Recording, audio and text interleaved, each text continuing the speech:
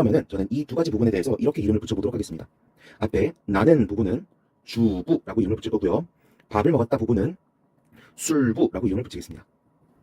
오케이. 자, 그럼 주부가 뭐고 술부가 뭔데? 자, 이 문장을 가지고 탐구를 해볼 수가 있어요. 자, 이 문장에서 말하고자 하는 사람, 누구에 대해서 다루고 있죠? 어떤 인물에 대해서 다루고 있죠?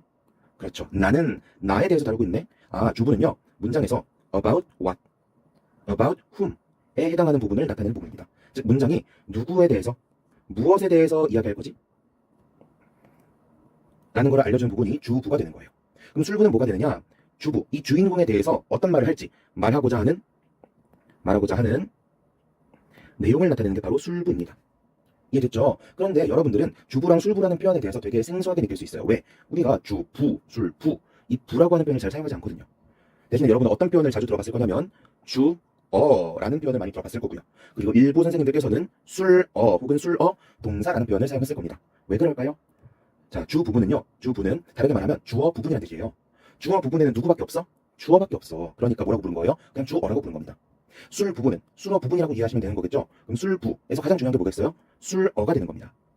그러니까 여러분들은 굳이 주부, 술부라는 표현을 사용하지 않고 가장 중요한 역할을 하는 애들 주어와 술어에 대해서 다루고 계셨던 거고요. 술어 자리에서는 이따가 다시 한번 설명하겠지만 동사밖에 들어가지 못합니다. 다시 술어 자리에는 누구밖에 들어가지 못한다? 동사밖에 들어가지 못한다. 그러니까 굳이 우리가 술어라는 말을 안 쓰고 그냥 뭐라고도 부르는 거예요? 동사라고만 부르기도 하는 겁니다. 이해됐어요? 자, 그럼 다시 문장은 어떤 부분과 어떤 부분으로 이루어져 있다? 주부와 술부로 이루어져 있다. 주부는 about what, about whom. 이 문장이 누구에 대해서 말하는 것인지 그 주인공에 대해서 밝히는 부분이다.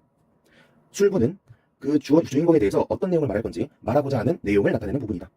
오케이, 됐죠? 그리고 주부는 주어가 차지하고 있고 술부에서 가장 중요한 친구는 술어다.